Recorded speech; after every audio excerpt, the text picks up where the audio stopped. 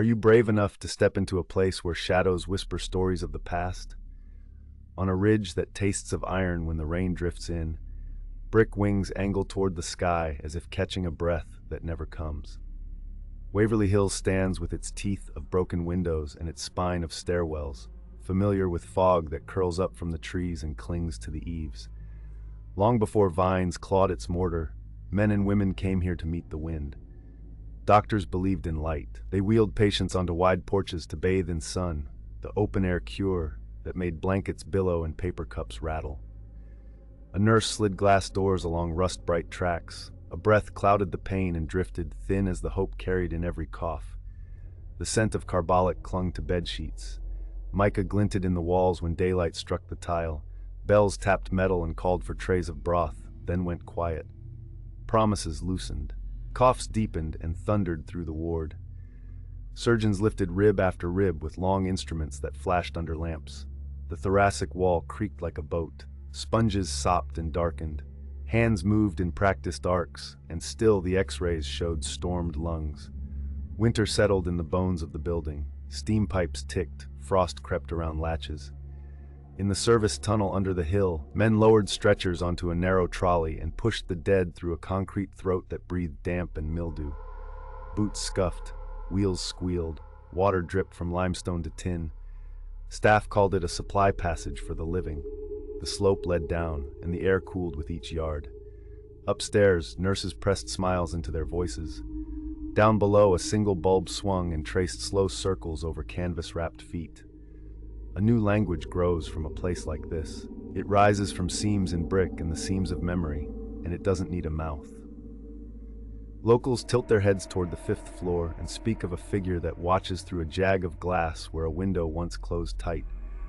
They describe shoulders set wrong and hands worrying a cord that isn't there. The old elevator door rattles, though no power hums in the walls. A bell pings sharp as a pin dropped on tile.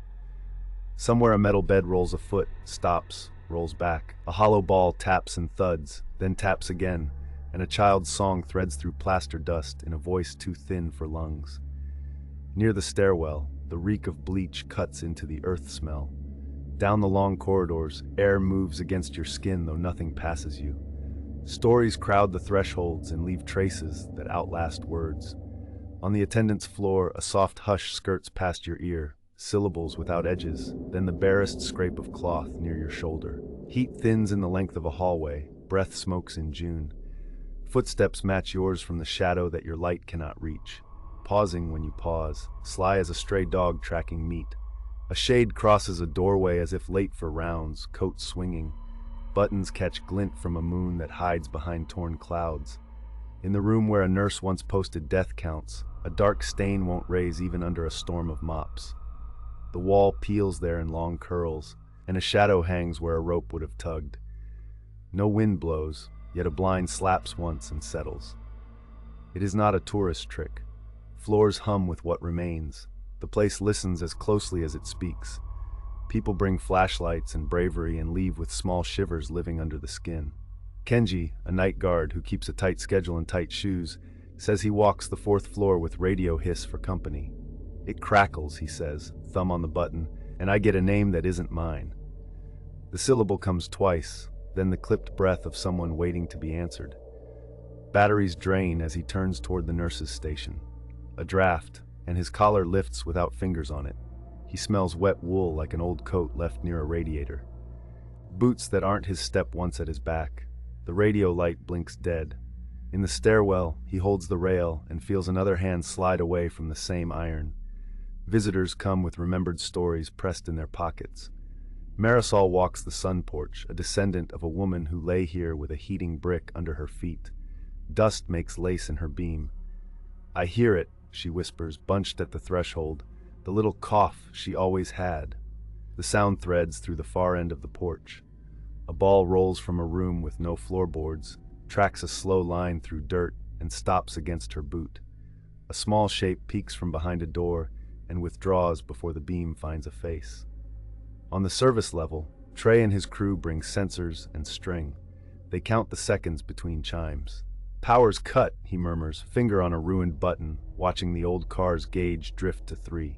The door shudders half an inch and darkness opens, blacker than the rest. Air pulls toward that slot and brings the clean bite of antiseptic from decades ago. A handprint blooms on fogged glass 5 inches from his nose. The print slides down as if the arm can't hold the weight, and when he wipes the condensation with his sleeve, the glass shows him alone. They come with questions, leave with a quiet without a bottom. Dusk unrolls across the ridge and presses the last color from the brick. Trees below lean and hiss. A long band of sky burns out by inches until only a low murmur of city light holds the horizon. Night fits the building like a glove. The first thing to change is the tempo of your footfalls. Every step lands heavier than its echo. Flashlight beams start to look like breath caught in a jar, bright and too small. The temperature folds down. Moisture beads on your wrist hair. The place that held its secrets in corners lets them creep into the center of rooms. If you listen hard enough, your own blood becomes another sound in the stack of sounds, and the lineup grows thick. A tap like a fingernail on glass, a drip that answers from the far side of a door that won't open anymore, the bristle of a curtain rod letting go grain by grain. Some carry a charm, or a prayer, or a coin rubbed thin by anxious thumbs. None of it alters the rhythm here. The hill remembers the endless round of trays and charts, and that rhythm spills into the present like mercury. You find your route shortened by locked doors that weren't closed an hour ago. Chalk marks appear on the wall beside your shoulder, neat and white, tallying something you don't want named. In one room, a chair faces the corner, and though you turn it with your own hands to face the hall, the scrape repeats when you turn your back. Another corridor yawns long as a tongue, and a figure stands at its end where the light rolls off into nothing. It leans, as if it can smell you from here. Your beam stutters when it crosses the space where the figure ought to be. The path to the service tunnel yawns cool as a cellar, and the mouth breathes, steady, old. If you must go farther, step as if you remember where bodies once rolled and where the living lied to spare the living. Speak softly, hold your light low, and listen for your own name moving ahead of you like bait. Keep that name in your mouth, do not give it away.